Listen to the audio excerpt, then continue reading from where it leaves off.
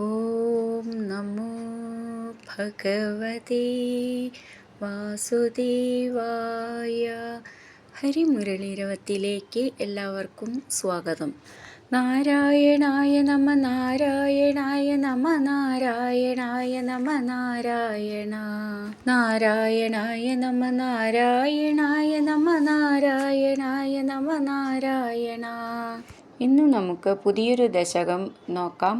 ഭഗവാന്റെ മറ്റൊരു അവതാരമായ പരശുരാമാവതാരം പഠിക്കാം. ശ്രീമദ് നാരായണീയം ദശകം 36 പരശുരാമാവതാരം. പണ്ട് ഭഗവാൻ അത്രിയുടെയും അനസൂയയുടെയും പുത്രനായി ദത്താത്രേയൻ എന്ന പേരിൽ അവതരിച്ചു. അദ്ദേഹം ഭാര്യയും ഒന്നിച്ച് എങ്ങും സഞ്ചരിക്കുമ്പോൾ വഴിയിൽ വെച്ച് കണ്ട ഭക്തോത്തമനായ കാർത്തവീര്യാർജുനന് അഷ്ടൈശ്വര്യ സിദ്ധികളും അഭീഷ്ടവരങ്ങളും നൽകി. ഒടുവിൽ തൻ്റെ കൈകളാൽ തന്നെ വധിക്കപ്പെടുമെന്ന് വരവും കൊടുത്തു. കാർത്തവീര്യാർജുനനു കൊടുത്ത വരം സത്യമാക്കുന്നതിനു വേണ്ടി ബ്രഹ്മദ്വേഷികളായ ക്ഷത്രിയരെ നശിപ്പിക്കുന്നതിനും ഭൃഗുവംശത്തിൽ ജമദഗ്നിയുടെയും രേണുകയുടെയും ഒടുവിലത്തെ പുത്രനായി രാമൻ എന്ന പേരോടുകൂടി അവതരിക്കുന്നു. രാമന് ഭാർഗവരാമൻ എന്നൊരു പേരുകൂടിയുണ്ട്. 14 വയസ്സിൽ തന്നെ വേദങ്ങളെല്ലാം പഠിച്ചു. പരശുരാമൻ ഗന്ധർവ രാജാവായ ചിത്രരഥനിൽ മനസ്സൽപ്പം ഇളകിപ്പോയ അമ്മയെ കൊല്ലാൻ സഹോദരന്മാരോട് അച്ഛൻ ആവശ്യപ്പെടുന്നു. അവരത് ചെയ്തില്ല. പരശുരാമൻ അച്ഛൻ്റെ ആജ്ഞ നിറവേറ്റി അമ്മയെയും സഹോദരന്മാരെയും കൊല്ലുന്നു. ശാന്തനായ പിതാവിൽ നിന്നും വരം വാങ്ങി അവരെ വീണ്ടും ജീവിപ്പിക്കുന്നു. അമ്മ സന്തോഷത്തോടെ മകന് വരങ്ങൾ നൽകുന്നു. ജമദഗ്നി മഹർഷി രേണുകയ്ക്കായി സ്വർഗത്തിൽ നിന്നും കാമധേനുവിനെ തൻ്റെ ആശ്രമത്തിലേക്ക് വരുത്തി. ഭൃഗു മഹർഷിയുടെ ഉപദേശപ്രകാരം പരശുരാമൻ ആശ്രമം വിട്ട് ഹിമാലയ പർവ്വതത്തിൽ തപസ്സിനായി പോകുന്നു. ശിവനെ ആരാധിച്ച് ശിവൻ സന്തുഷ്ടനായി പരശു സമ്മാനിക്കുന്നു. അങ്ങനെയാണ് പരശുരാമൻ എന്ന പേര് വന്നത്. കൂടാതെ പല ദിവ്യായുധങ്ങളും ശിവൻ നൽകുന്നു. സിംഹത്താൽ ആക്രമിക്കപ്പെട്ട അകൃതവ്രണൻ എന്ന മുനിയെ രക്ഷിക്കുന്നു അവർ മിത്രങ്ങളായി. പരശുരാമൻ തൻ്റെ ആശ്രമത്തിൽ തിരിച്ചെത്തി.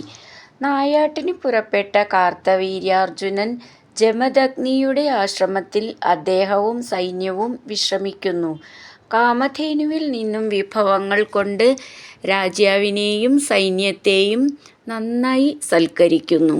അപ്പോൾ രാജാവ്, ഇത് കൊള്ളാലോ, ഈ കാമധേനുവിനെ കിട്ടിയാൽ കൊള്ളാമായിരുന്നു എന്ന് മനസ്സിൽ സങ്കല്പിക്കുന്നു. അദ്ദേഹം അത് മന്ത്രിയോട് പറയുന്നു. ദുഷ്ടനായ മന്ത്രിയുടെ വാക്ക് കേട്ട് കാമധേനുവിനെ തരാൻ മുനിയോട് ആവശ്യപ്പെടുന്നു. പക്ഷേ മുനി കൊടുത്തില്ല. ബലമായി കാമധേനുവിനെ പിടിച്ചു കൊണ്ടുപോകാൻ നോക്കിയപ്പോൾ ജമദഗ്നി മുനി തടയുന്നു. സംഘട്ടനത്തിൽ മഹർഷി കൊല്ലപ്പെടുന്നു. കോപാക്രാന്തനായ കാമധേനു തൻ്റെ ശരീരത്തിൽ നിന്നും ആയുധധാരികളായ ഭടന്മാരെ സൃഷ്ടിച്ച് സൈന്യത്തെ മുഴുവൻ കൊന്നൊടുക്കി. അതിൽ പരാജയപ്പെട്ട മന്ത്രി കാമധേനുവിൻ്റെ കുട്ടിയെ അപഹരിച്ചു കൊണ്ടുപോയി. ശുക്രമഹർഷിയുടെ മൃതസഞ്ജീവനി മന്ത്രം കൊണ്ട് വീണ്ടും ജീവിച്ച ജമദഗ്നിയുടെ വാക്കനുസരിച്ച് പരശുരാമൻ തൻ്റെ മിത്രമായ അകൃതവ്രണനോടുകൂടി വില്ലും കുഠാരവും അമ്പുകളും എല്ലാം ധരിച്ച് മാഹിഷ്മതി നഗരത്തിൽ പ്രവേശിച്ച് ശാന്തനായി കാർത്തവീര്യാർജുനനോട് പശുക്കുട്ടിയെ ആവശ്യപ്പെട്ട് നൽകാതിരുന്നപ്പോൾ യുദ്ധം ചെയ്യുന്നു. കാർത്തവീര്യാർജുനൻ 10,000 പുത്രന്മാരോടും 17 അക്ഷൗഹിണികളോടും മന്ത്രിമാരോടും ചേർന്ന് യുദ്ധം ചെയ്ത് രാമനോട് തോറ്റു. എങ്കിലും കാർത്തവീര്യൻ പരശുരാമനെ നേരിട്ടു. കാർത്തവീര്യാർജുനൻ തൻ്റെ 1000 കൈകളിൽ നിന്നും ആയുധങ്ങൾ പ്രഹരിച്ചിട്ടും രാമന് ഒന്നും പറ്റിയില്ല. അവസാനം കാർത്തവീര്യാർജുനന് പരശുരാമൻ മഹാവിഷ്ണുവാണെന്ന് മനസ്സിലായി. ധ്യാനിച്ച് നിന്നു. പരശുരാമൻ കാർത്തവീര്യാർജുനനെ വധിച്ച് കാർത്തവീര്യാർജുനൻ വൈകുണ്ഠം പ്രാപിച്ചു. മരിക്കാതെ ഇരുന്ന ഭടന്മാർ ജമദഗ്നിയെ വധിക്കുന്നു. അനന്തരം പിതാവിനെ ജീവിപ്പിച്ചതിന് ശേഷം സർവക്ഷത്രിയരെയും നശിപ്പിക്കുമെന്ന് പ്രതിജ്ഞ ചെയ്യുന്നു. അതുപ്രകാരം 21 പ്രാവശ്യം ക്ഷത്രിയരെ നശിപ്പിക്കുന്നു. അനന്തരം സാൽവനോട് യുദ്ധത്തിൽ നിന്നും വിരമിച്ച ശേഷം ആയുധങ്ങളെല്ലാം എല്ലാം ത്യജിച്ച് പരശുരാമൻ മഹേന്ദ്രഗിരിയിൽ പോയി തപസ്സനുഷ്ഠിക്കുന്നു. അപ്പോൾ ഗോകർണം മുതൽ സമുദ്രത്തിൽ ആണ്ടുപോയ കേരളത്തെ ഉദ്ധരിക്കണമെന്ന് മുനിമാരുടെ നിർദ്ദേശമനുസരിച്ച് തൻ്റെ ധ്യാനിച്ച് വരുത്തിയ വില്ലിൽ ആഗ്നേയാസ്ത്രം തൊടുത്ത് സമുദ്രത്തെ പേടിപ്പിച്ച് നിർത്തിയതിന് ശേഷം ഒരു സ്രുവം കൊണ്ട് സമുദ്രജലത്തെ അകറ്റി നിർത്തി കേരളത്തെ വീണ്ടെടുത്തു. ഇങ്ങനെയൊക്കെയുള്ള ഭഗവാനെ, ഗുരുവായൂരപ്പ, അടിയനെ രക്ഷിക്കണേ എന്ന് പ്രാർത്ഥിച്ചുകൊണ്ട് ഭട്ടതിരിപ്പാട് ഈ ദശകം അവസാനിപ്പിക്കുന്നു. ഈ ദശകത്തിൽ 11 ശ്ലോകം ഉള്ളതുകൊണ്ട് നമുക്ക് ഇന്ന് ഒരു ശ്ലോകം പഠിക്കാം. ശ്രീമന്നാരായണീയം ദശകം 36 പരശുരാമാവതാരം ശ്ലോകം 1.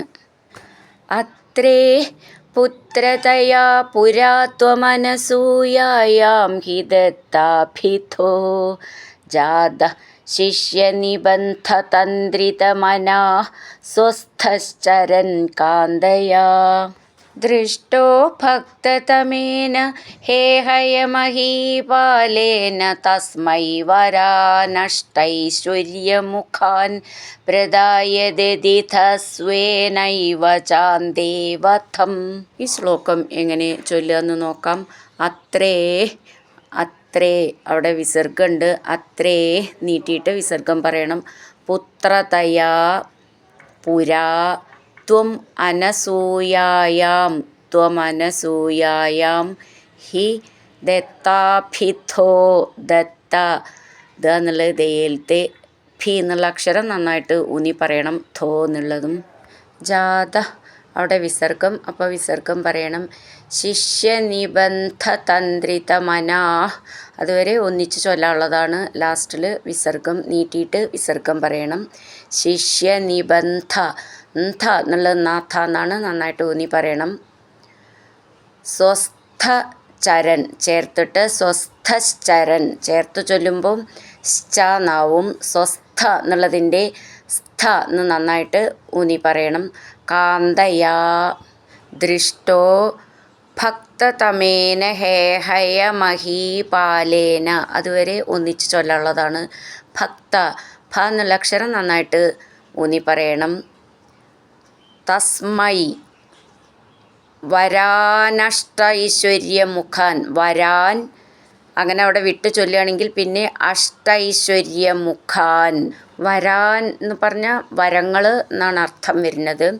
അഷ്ടൈശ്വര്യമുഖാൻ ഖ എന്നുള്ള അക്ഷരം നന്നായിട്ട് ഊന്നി പറയണം. പ്രദായ ദ എന്നുള്ളത് ദയയിലത്തെ ദ ദീ ഥ ഇവിടെ അതുപോലെ തന്നെ ദ ദീ എന്നുള്ളത് ദയയിലത്തെ ഥ എന്നുള്ളത് നന്നായിട്ട് ഊന്നി പറയണം. സ്വേന ഏവ ചേർത്തിട്ട് സ്വേന ഇവ ച അന്തേ വധം ഥ എന്നുള്ള അക്ഷരം നന്നായിട്ട് ഊന്നി പറയാനുള്ളതാണ്. അത്രേ പുത്രതയാ പുരാ ത്വമനസൂയായാം ഹി ദത്താഭിഥോ ജാതഃ ശിഷ്യനിബന്ധതന്ത്രിതമനാഃ സ്വസ്ഥശ്ചരൻ കാന്തയാ. ദൃഷ്ടോ ഭക്തതമേന ഹേഹയമഹീപാലേന തസ്മൈ വരാനഷ്ടൈശ്വര്യമുഖാൻ പ്രദായ ദദിഥസ്വേനൈവ ചാന്ദേ വധം. ഹരിനാരായണ ഗോവിന്ദ ജയ നാരായണ ഗോവിന്ദ ഹരിനാരായണ ജയ നാരായണ ഗോവിന്ദ ഗോവിന്ദ ഗോവിന്ദ.